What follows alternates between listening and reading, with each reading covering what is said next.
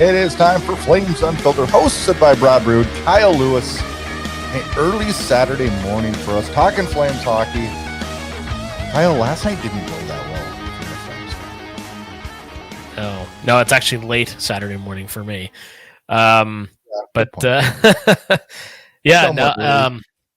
It's exciting to see at least. Like, I hate a boring cup final, so I don't really want to be pushing this to 7 games and watching the Oilers fans like we saw last night.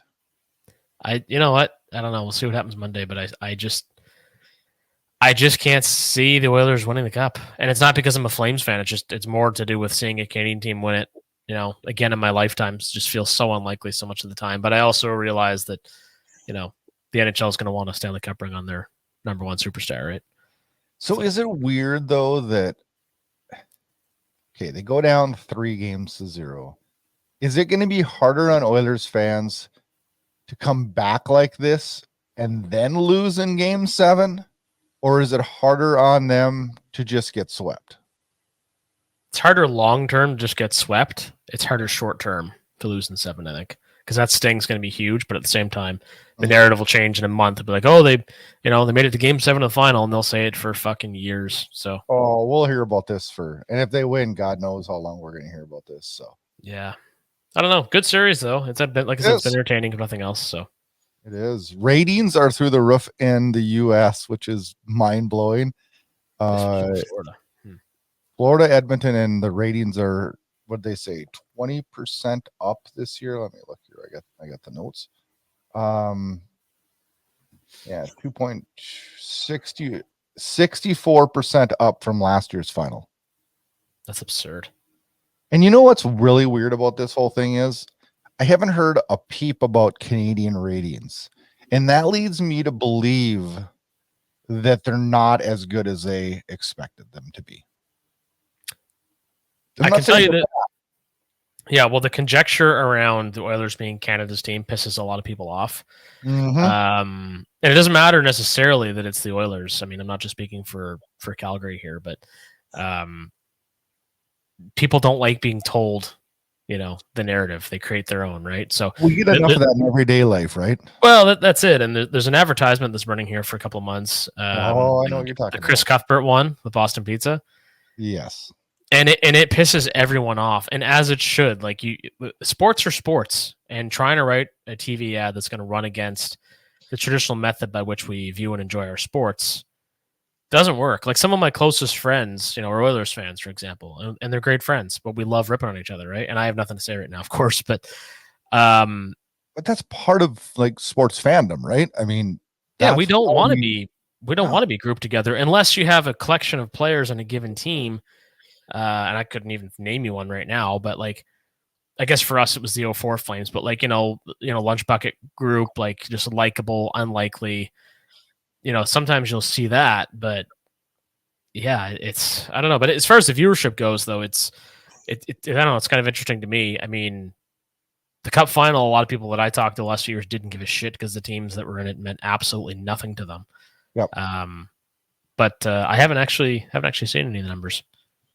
Yeah, I haven't either, and that makes me believe that, like, I seeing U.S. numbers every day, and I'm like, that's odd. I gotta believe that has something to do with McDavid, though. I mean, your most marketable player. Sure. I'm sure that helps boost, but that percentage is still huge. But you got to look at how ESPN in the States markets things. They market things on individuals, not teams. They do. They always have. That's how ESPN 100%. operates. I'm not necessarily a fan of that. I think sports are team-based. But ESPN doesn't do that, and that's how they've marketed this. And maybe it's reaping rewards for them, right? Or it's Gary Bettman juicing the pot, saying, "Hey, it's working so good. It's working so good. We want money. We want money. We want money." Right? Yeah, that's one of the things that always used to frustrate me being a Van Halen fan. As good as Eddie Van Halen was, like everybody was screaming, "Oh, I'm a big Van Halen fan. Oh, I love Eddie. I love Eddie." It's like it's a band. It's not about just one guy, right? So that always kind of drove me. I mean, and he obviously a key part in that band, but boy, there was a lot more to that, right? There's a lot more. There's a lot of other talented musicians in that band. Anyway, I digress. So what do we, as far as Flames news goes, we got quite a bit. So a lot. I think we'll start with the oldest news first. Oldest in that we recorded the show of the last one. I think the day before this was announced, but Rick Bahl. Yes, it was the day before. Because right when this was releasing, that news was just dropping. Yeah. And you know what? I was gonna tweet this and I didn't, but Rick Bahl might be our biggest loss we've had in the last few years. Well, there's an argument to be made for that because he essentially narrates everything that happens, right? In terms of the actual games that are being played. It really, really stings. And I think some of his calls, the one that always comes to mind for me is Mangiapane's goal in Game 5 against Dallas in 2022. Yep. That is like as legendary a Flames call. That's top 5 for me in Flames history. It was the way he enunciated when he scored, like the raw guttural way he said it was like, I was at a bar in Ottawa and I had a couple drinks, but I was losing my mind. But I've listened to it since on a few occasions sober, and it still sounds amazing. So it's a huge loss. I mean, Peter Loubardias before him did a really good job. But Rick Bahl was, he really set himself apart. He had a voice for some reasons that, like, I don't know how you describe it, but it was like calming to listen to. I know that sounds like a bad word to use when you're thinking about your favorite hockey team and when you watch them every night, but he did. He had his tone of voice and the way he spoke just made you pay attention, right? I mean, yeah. I felt comfortable watching Flames games. I live in the States, so for me to get Sportsnet's not like the easiest maneuver thing, and I would always find a way to have a 24/7 Sportsnet so that I could get the Calgary news and the Calgary broadcasts of games, because I've listened to plenty of games on the road and I don't like it. You become accustomed. There's some, I'm trying to think of, like, maybe the Avalanche guys are really respectful and mindful of the other team. Yeah, I would say that. Jack Edwards in Boston is the worst in all of pro sports. Detroit has some issues. The Carolina guys were pretty brutal from what I remember, but Jack Edwards in Edmonton is awful. Like, but Rick Bahl, I mean, even if you're watching Sportsnet and they're in, I'm not going to say Chicago, I guess, because that's where he's going. But he always sounded engaged in the other team. He never sounded deflated the other team scored. Like, he really called it down the middle, as they say, as far as broadcast goes. And I really appreciate that about him. So in terms of candidates to replace him, Peter Loubardias has been thrown out as returning. Ryan Singh. There's another one that was mentioned. I can't remember who it was, but I'm sure they're looking at several people. I would think they're looking at several people. It scares me who they pick. I don't know why, but it does, because it is an important part it's an important piece for Flames fans. It really is. It's a huge part for any hockey fan. I mean, that's what makes the NHL video game series so difficult to play now, because the commentary is absolutely atrocious. Well, I just look like this is going to be one of those things that come game 12 of this season, people are going to be like bitching because now Rick Bahl's gone, and it's like we didn't know how good we had it, right? No, we really didn't. So I guess we'll use this as to say thanks to Rick Bahl for the many memorable calls and the way he called the game. And you know what? I'll watch the Chicago feed when the Flames play them, just to hear his voice again. I probably will too. Yeah. As far as who they pick to replace him, do you have a preference? I liked Peter Loubardias. You did, yeah. I remember some of his calls. I remember his calls, like when Sven Baertschi scored 3 goals and things like that. Don't bring up. I'm not so sure about Ryan Singh. I like his. I don't mind him. He's growing on me quite a bit, to be honest. Well, I like his play-by-play. It's just some of his goal calls kind of annoy me a little bit. Yeah. But they're a little too overdone. Well, that's what I mean. But I mean, that's just my opinion. So I don't have an issue with. I'm sure they'll pick somebody good. And Kelly Rudy being a part of the broadcast is still hugely important to me, because I couldn't stand Kelly Rudy 20 years ago, and I really taken a liking to the guy. A lot of Flames fans are hard on him, and I'm not sure why. I think one of the things that Flames fans forget, and this isn't just Flames fans, this is everybody, that like these guys do have to be guys like Rick Bahl and Kelly Rudy who do, whether we like it or not, point out the positives in our opponents, right? Yeah. Yeah, exactly. Yeah. And I like that, right? They can't be homers. We don't want to be Boston. Please, we don't want to be Boston. No, nobody wants that. Not even Boston wants that. They hate their own guy. Reading Kelly Rudy's book helped me a lot too, because it was a very candid read. It really gives you a more, obviously it's his autobiography, much more of a personal look at his career and how he sees things and what his struggles are, and not just in his playing career but present day, right? So, we'll see what happens. We'll be talking about somebody I would suspect probably by the end of July who should have a name in place. I would think. I was just actually thinking about it. I saw some preseason schedules were being dropped here yesterday. We'll probably see the regular season schedule probably mid 10th about of July is usually when we see that, isn't it? Yeah. And then I wouldn't doubt if we don't know some more on that by August at least. Yep. I would think. Yeah. So, all that being said, we have several other things on the docket for today. So I grabbed that one. What do you got? Brad Larsen, assistant coach. Oh, yes. Yes. Actually, I am at a dinner party this evening with my buddy that works for Blue Jackets, so I will have some questions for him. I remember Brad Larsen as a player. He was a fringe NHLer, as I recall. I remember for some reason when he played in Atlanta, and don't ask me why, but I think because the Thrashers' existence was so brief, I have a lot of memories of their players. But we talked about being kind of sad to see Markstrom go after just one season, but I can see this team trying to win some games like 3-2, 2-1 next season because of the way that they're going to play or the lack of skill they're going to have. So I'm curious to see how Brad Larsen figures into that. I don't really know what to think about how we're going to play next year, just with goaltending, and we'll talk about that here in a little bit. But yeah, I don't know. I'm going to be honest. I don't know a lot about Brad Larsen. I know he was with Columbus from like 21 to 23, or 9 seasons, but it was split. And I don't know a lot about him, so I'm interested to learn as we go. He's highly regarded. So, I mean, I think sounds to me like he's a good communicator. And a lot of times those guys that don't have, lucrative or like superstar type qualities as players make really good coaches. Dave Lowry comes to mind. Yep. From the same era, really.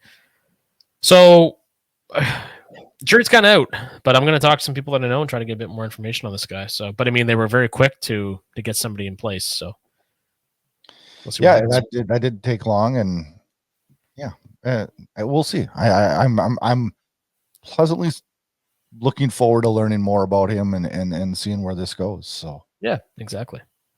Salary cap is on the rise. It was announced that the team's salary cap range, the lower limit 65, midpoint 76.5, and the upper limit, which is the most important one, has went up to 88 million for this season.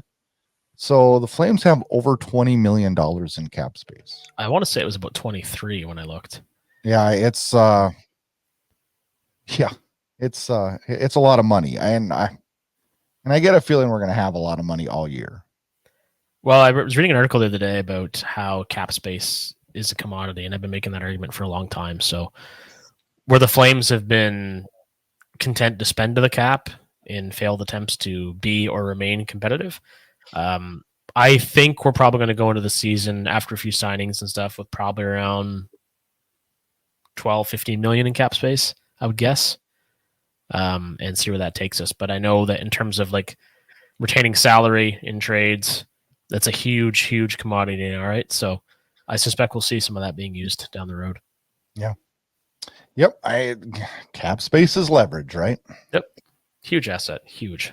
Speaking of cap space, this is one of besides the Rick Ball thing, this is another bit of news that came out in the last couple of weeks that has saddened me and made me wonder and slightly worry. The Washington Capitals buy CapFriendly. I was going to mention that. I was just thinking that a moment ago when we were talking about cap space. I was going to make a joke that we're going to have to do our own salary cap calculations now. My take, and I tweeted this and got a fair amount of traffic on the tweet. Actually, there should be some sort of a rule whereby the NHL could have blocked that purchase. Like, I don't like it at all. You're taking a tool that belongs to the entire league that everyone uses and now everybody's scrambling to find something to replace it. Like I don't think it's right for a team to acquire that. I really don't. I saw it. I don't know how you do that. I saw a thing. I saw a thing that they put that other teams have implemented other things. And I know the Flames have one, but Connery described it as not as advanced, I guess is the way he described it. It's going to have to be. Everybody's going to have to find a way to make this work. I mean, it might open a place in the market for somebody else to come forward and do the same thing CapFriendly was doing, right? Yeah. So time will tell. But I really don't like it. I thought that's a really shitty move. But anyway. I wonder how quickly someone can put something together like that. Well, everything's disclosed now, right? So, but it's not the disclosure of salaries, I guess it's the issue. It's the fact that there's so many conditions in terms of LTIR and things like that, right? So salary retention, those variables make it more complicated to calculate. So, I mean, the sale was announced 3 weeks ago now, I think. Yeah. So I would suspect by the end of the summer there'll be something somewhere that's underway for all teams to use as a resource. But we shall see. Yeah, we will definitely see. Where do we want to go? Do we want to go to the big news? Is it time for the big news? Yeah, I think so. I mean, that's the centerpiece of today's discussion. So, and there'll be plenty more big news following the draft and beginning of free agency. So, what was your initial reaction to this big news, i.e., the Markstrom trade? My initial reaction was, okay, I saw that coming, and we got a first. That's perfect. Yep. I don't think you could ask for a whole lot more. No, I mean, I was a little bit. I didn't ever really think that it was going to be this year's first. Did you think it was going to be this year's first? And why would they give that? Because here's what's being forgotten so much in this is that there is absolutely zero leverage for the Flames. I know there was reports from, I don't even remember who reported. I got it written down here that there was reports that he was open to Ottawa and Toronto and stuff. And I don't know if I believe that. I'm not blaming Markstrom for any of this. I mean, if he doesn't want to play here, he doesn't want to play here. That's fine. I understand it. I don't know. I think things got a little blown out of proportion last year. But I don't know. I don't understand why there was a lot of pushback on this. And I think that, albeit, yeah, would I have loved it to be this year's number 10 pick? Yeah. But I sit and I look at this and we're going to get a 2025 first round pick that's top 10 protected. And if for some crazy reason they fall into that protection, which I don't think they ever will, then it's unprotected in 2026 and I can live with that, right? Yeah. Well, the other thing that's just starting to get a little traction now is Kevin Bahl, the other piece of this trade, which for some reason I was going to think of Bobby Dahl, the bass player from Poison, but anyway. But Kevin Dahl is huge and, projects as bottom pairing defenseman. I guess he's unbelievable at suppressing shots against, but also takes a lot of penalties. But the interesting thing to me was he had an injury last summer, wasn't really able to train. So I suspect we're going to have a much better version of him come training camp. He played all 82 games, right? He did, and I don't think his conditioning is where he would have liked to start the season. So, and he's only 23. Defensemen, especially big defensemen, take time, as we know, but he's very physical, and he's actually pretty fleet of foot for a 6'6" defenseman. So, and we need to get tougher. Than even Flames Nation, who I found over the years has written many articles about how there's too much emphasis on toughness, which I tend to agree with. The Flames are not a very tough team at all, and they need a bit more grit and character to round out the roster for sure. It's one of those things. Like, did we expect a player that we're just like, oh yes, we know who we're getting, and he's going to be no, we're not going to get a top line guy. Not with a draft pick like that. No, it's not going to happen. And this is a guy that has upside potential. And you're right. You're completely right. We needed a bigger body. And that's what we're getting. My gosh, he's 6'6", 230. Mm-hmm. I'm interested to watch him. I'm interested to see what happens. Do I think we have a glut of 5 to 8 defensemen? Yeah, I think we do. Yeah, I don't want to see it sorted out. Yeah, it will. But yeah, it's a lot. We need to start focusing on forward. So, but anyway, at the end of the day, like this is a really good trade. Makes for a really interesting tandem going into the season, which I think is going to be very much a 40-60 or 41-41 type split between Vladar and Wolf, which I'm excited to see. I really am. So let's go on that tangent just a little bit here. Do you think it's going to be Vladar and Wolf?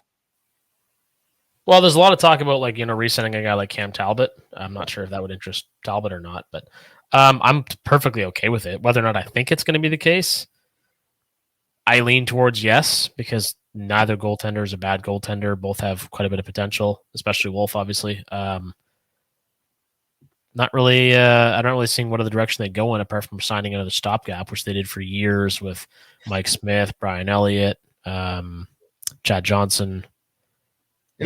Talbot came to mind for me, and I thought about it more as the days have went since his trade, and I thought, you know what, like Vladar deserves this, and let's just see where this goes with these two, right? Like, what's the worst that's going to happen? We struggle like we all expect us to.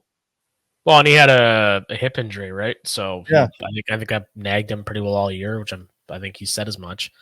Yeah, there's no harm in it. I mean, the team, you could put in how would I say that? Prime Patrick Waugh. Not really going to help. The team's going to be where it's going to be, right? It's not going to live or die by goaltending. He might steal a few more games, but just roll with it. So how do you feel about Markstrom gone now, and how do you look at his legacy in Calgary? Can I call it a legacy? I guess his career in Calgary. Oh, extremely inconsistent. And when he was signed, I never understood. I mean, the last thing I remember Markstrom prior to coming to Calgary was the draft pedigree and how he was never quite hitting it. And then when I saw his stats when Calgary signed him, I'm like, how is he getting paid so much? What has he done in this league? And to this day, I still have that same question. He was a Vezina candidate in 2022 before he got shelled against the Oilers, but like, he's been so inconsistent all those times. The first shot on goal, and like, it's. I'm not complaining about his time in Calgary, but like, I'm kind of glad to move on from it. But I have a hard time because he was the only goalie since Mika Kiprusoff that we could have faith in. Oh yeah, but that's because the team, they had developmental issues with guys like Tyler Parsons. They signed a million stopgaps. I mean, they just had it's kind of like Philly, right? They kind of luck and Toronto as well, like just a run of not great goaltenders or stopgap goaltenders and guys that didn't pan out like they hoped they would. Yeah, he was by far the best one since Kiprusoff, but just because he was the best one since doesn't mean he was that great, right? I mean, I'm not going to disparage his time in Calgary because he was a valuable piece at times for sure. He made some highlight reel saves and stole a few games, but based on where the team's going, it was time to move on. And based on his performance while he was in Calgary, it doesn't really break my heart, I guess is how I'd say it. What about you? How do you view it? I mean, I think Markstrom was. I was a fan, I guess. The first shot thing always got me. I've thought about that a lot though too. And why did it seem like when we had our backup in, whether it be Vladar or whoever, the first shot seemed to go in also? I don't know how that can be a team thing. But did it concern me? Yeah. And did his inconsistencies frustrate me? Yeah. I'm sad to see him go. I hope he has success there, but like I do understand his age, and like I do understand that it is time for us to see what Wolf can do. Mm-hmm. Now, it is also a fear for me because if Wolf does not pan out, what's this fan base going to say then? They shouldn't say anything because it's still the right direction. If it's not Wolf, it's going to be somebody else. It wasn't going to be Markstrom. This team was never going to be a winning team, and I mean that to say they weren't going to be in a competitive window again with Markstrom still under contract. He's getting older. They're too far away from contention for it to have mattered. He had to go. So, But they also have to be patient with Wolf. We can't say after this season that he's going to be a dud or not. Because remember, Marc-Andre Fleury, I've used this example before, was horrendous his first year and a half in Pittsburgh, right? So we're putting him into a situation that's far from ideal. Well, he's proven it at every level. So, I mean, and Vladar's a good backup. So I know, but we have a subpar offense and a subpar defense with a rookie goalie. Well, it's interesting to me because assuming they re-sign Shillington, which I think we both believe they will, like Uyghur and Marimanov were really good together as a pairing, like sneaky good. Anderson hopefully bounces back. Bahl was quite good after he was acquired. Yeah, and we talked quite a bit about him before. And then as far as Kevin Bahl goes, like this defense might be better than we think. It's still going to be, difficult without Chris Tanev, without Noah Hannafin skating, but I think by committee they're a better group than we think right now. I think. I could be dead wrong, but we'll see. No, I mean, I have a I think I would agree with that statement. I do. I think I would agree with that statement. I think I always look at things. Well, on paper we look really good. Well, how many years did I look at our defensive group and say we have the best defensive group on paper in the NHL, and it didn't pan out to work that way? No, maybe when I look at it now and I'm like, do we look that good on paper? No, we don't. But sometimes, Winnipeg's defense didn't look good on paper last year too, and had a pretty good defensive year too. So I think everybody needs to take a step back, take a breath, and just be like, all right, this is just part of a process, right? And then we just need to trust the process and hope that it goes, good next week at the draft, and we hope that it goes good in free agency. And that's kind of a touchy point for a lot of people in this fan base on what we do when it comes to free agency. Yeah, I mean, it's not going to be like years past. We're trying to contend, but I mean, I can see them trying to sign a few pieces that might fit in with the team. I also think there's a few guys that could be. I mean, we talked about Mangiapane entering the last year of his contract. Kuzmenko. There's a few guys that could very easily be moved this summer, if not by the start of the season or throughout the season. So I think you'll see them sign a couple of veteran guys just to, hold down the fort, so to speak, and add a little bit of experience to teach some of the younger players, the Connor Zaris, the Pospisil, the Peljays of the world. I don't see much more happening than that. I don't think you're going to see any big splashes in free agency. I don't think anything major. I think like it's been described. I do think Conroy might be pretty active, but it's going to be a lot of guys on mid-range, mid-money deals that are going to get shots, right? I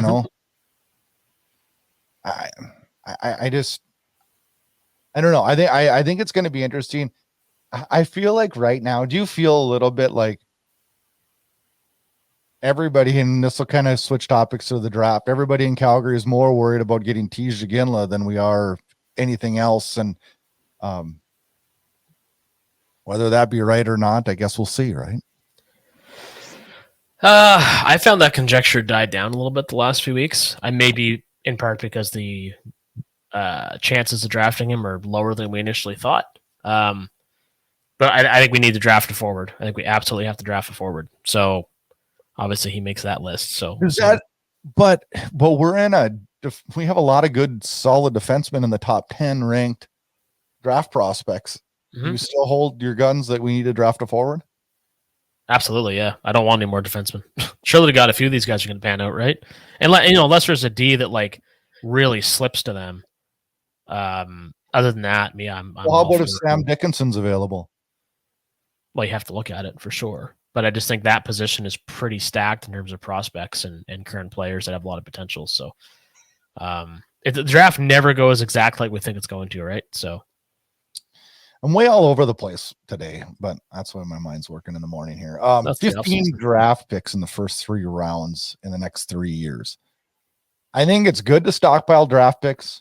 I think what the Utah/Arizona Coyotes have is probably a glut and too many. Mm-hmm. Where do you see the Flames operating with these draft picks?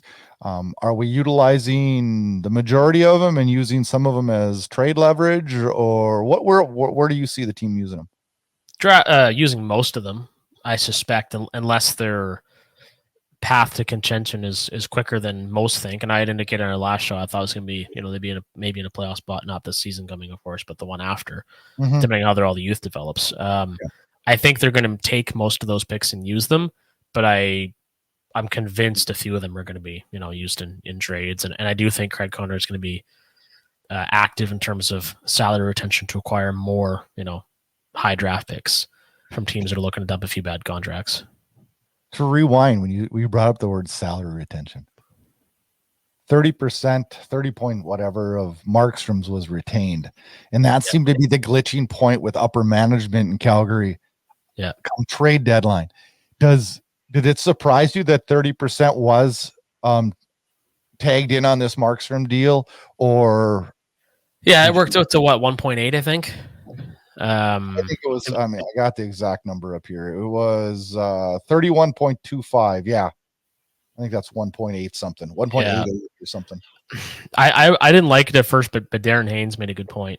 He tweeted about it and he said, like a lot of people complaining about it, but keep in mind, there's still, got Jersey to take over $4 million, right? Yeah. So you can look at it a few different ways. I mean, if that's what it took to get this deal done, to get a first round pick and a good, good defenseman / defensive prospect, to get that for a goaltender, I don't think is easy because there's so many goalies flying around the league, and I like Stuart Skinner, being in the Cup final. Do I think he's a bad goalie? No. Do I think he's a perennial Vezina candidate? Absolutely not. Right. Cam Ward, had his one Conn Smythe year. J.S. Shiger had a really good NHL career, but a couple seasons where he really stood out. Like, goaltending is so fickle, right? So to get a first for a goaltender in virtually any case is pretty remarkable. I think so too. Were you surprised at how the fan base was upset about the trade? I didn't see a lot of people upset. You didn't think so? I thought a lot of people. No, maybe I just tuned out the negativity as well. I'm sure that's part of it, but yeah, I didn't see a whole lot. I felt like there was quite a bit of negativity over it, and people upset because, I think what happens with hockey fans and all of us is we don't know the details, but we read into the details and we reread them the way we want to read them. And I think a lot of people thought that first number 10 overall was what was being offered, and da da da da. And then when that didn't come to fruition, then the anger set in. It's like, well, our return sucks. The expectations are too high. And again, we don't know the market. We're not working the phones like Craig Conroy was, right? So you have to trust your GM to make the best trade he can. And he's been really, really good at trades so far. So I think he's been just fine. I think he's been really good. I'd name me a trade he lost, Throwing away a draft pick to San Jose was stupid at the deadline for a defenseman who already signed in the KHL. But other than that, no, I think he's been great. And the thing is, we hear this, well, win or lose, right? And we're not going to know who wins or loses this draft pick for like 4 years, right? Yeah. The trade, excuse me, not the draft pick. Yeah. Like even the draft pick, like, just because, if you develop somebody, if you draft somebody who ends up getting injured a lot, or you draft somebody who doesn't hit their potential, like, it's still at the time, it was a good trade, Yeah. It's so easy to look back on shit and say, oh, it could have gone like this or should have been like that. Like, we all do that, and I get it, but it's like you can't buy too much of that way of thinking because, in terms of what we know right now, it's a pretty damn good trade, and I don't know what more you could realistically expect to get. Those that think we could have got, the number 10 pick or whatever, it's like, okay, I think you're overvaluing Markstrom a bit because you're forgetting all the nights you're sitting there hammering your keyboard on your phone saying first shot allowed again, or, get shelled by the Oilers or whatever you want to point to. I agree. That's a strong point. That is a very strong point. We forget very quickly, don't we? That's life. That's pro sports, right? You can't sit on that stuff for too long. It'll eat you alive. Yeah. So speaking of eating alive, the Flames sold off their game-worn jerseys the other day on Thursday. Let's talk about this. Oh my God. In 3 minutes, everything anybody wanted was sold. The fast movers, of course, are the Blasties and the Heritage jerseys, and they got cleaned out literally within minutes. The only ones left on the website are all like, the Kadri and Huberdeau, like home and aways that are way too much money. So I crawled away with Jordan Esterly's Heritage jersey. I think from the first period of the Heritage Classic. So 82, which is kind of a jersey number I like. a guy who's probably not going to play in the NHL again, but still a really nice jersey. I tried to get Miramonov's Blasty or a Peltier Blasty, but because they're former Moncton Wildcats, but it wasn't in the cards. So I took my consolation prize and went home. It's a consolation prize. Yeah. It is mind blowing. It's cool they do that. It is mind blowing to me though how quickly those get snatched up. Like it's off the charts how quick that goes. Well, I'd almost prefer like an online auction, but I mean that gets out of hand too, right? Because I mean then fans some could never afford a game worn jersey, but the fact that it's just a race, you have to log in right at 1:00, you got to add it to your cart and check out immediately because having it in your cart doesn't mean anything. And I would get to the screen with a Miramonov jersey and was trying to check out when my address came up wrong. I'm like, oh no! But the second it took me to fix it was the second I lost the jersey. You click the next screen, it's sold out. It's for God's sakes! I also think if you've been a repeat buyer, you've been buying from the Flames for years, like I have a loyalty program.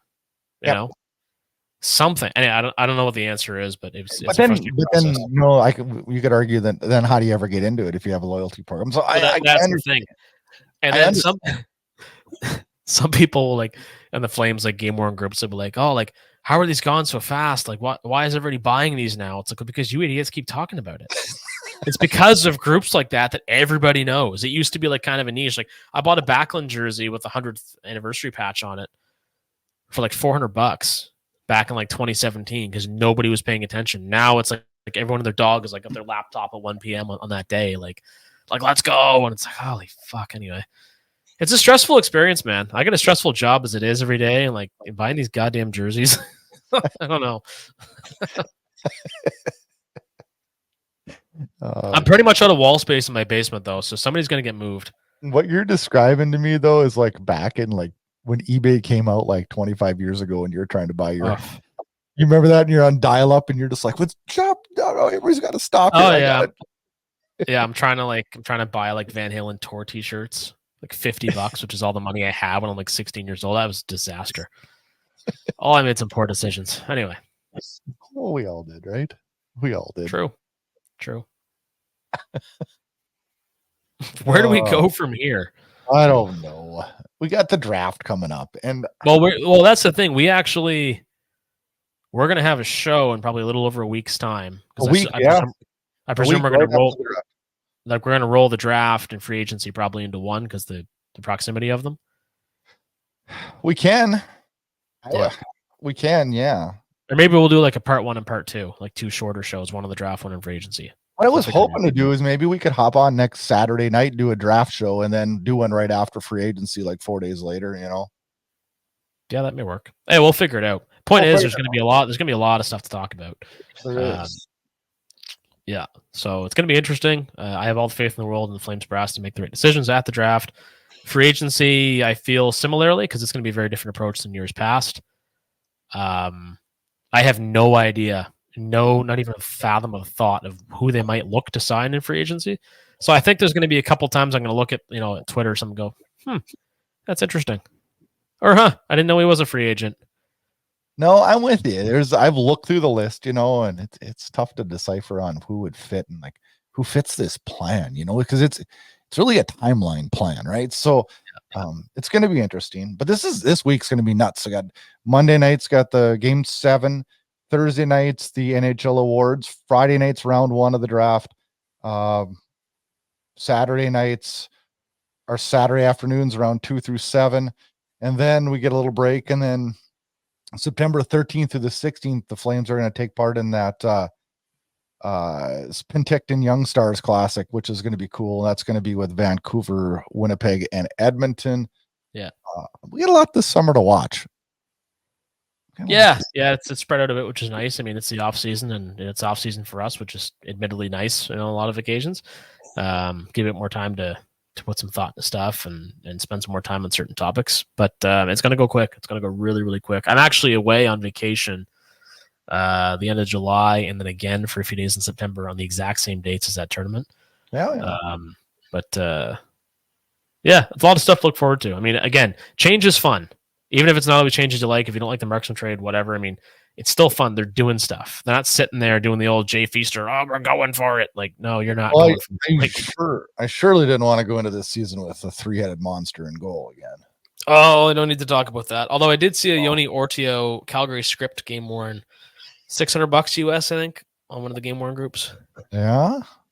Yeah, it's too much money. It's a beautiful jersey though. It's a beautiful jersey. Oh, Kyle, your addiction is real. So is my struggle. It was an off-season version of Flames Unfiltered. We will be back. Kyle and I'll get it all nailed down. You'll see the dates on the website or on the socials. See how I work that in, Kyle. And you'll find out when the next show will be. We'll have lots to talk about after the draft. Will we get Tisha Gimla? Do we want Tisha Gimla? Will that work out? Is it extra stress? Who will we get in the draft, as the Flames have a pretty stacked, what do we get, 7 picks this year in the draft? We got 2 firsts, 2 seconds, 2 thirds, 2 fourths, and a 6th. A lot of don't rule out moving up either.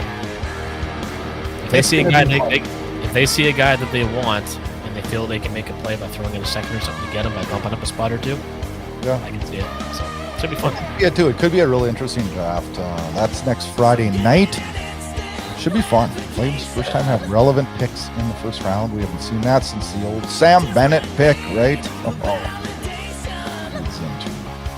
No further comment this time. I still want Florida to win this cup on Mondays. That's where I stand. I think they're going to. I just have a hard time imagining them pulling it off. But they're now 3-0. Now it's 3-3. So what the hell do I know? Because I am not watching a damn parade in Edmonton. I'm telling you that right now. I'm not watching anything in Edmonton. I hate that city. Anyway. On that note. All right, Flames fans, have a great weekend. Have a good summer. You're going to hear from us again next week after the draft free agency. Lots to talk about on Flames Unfiltered. Have a good weekend, everybody.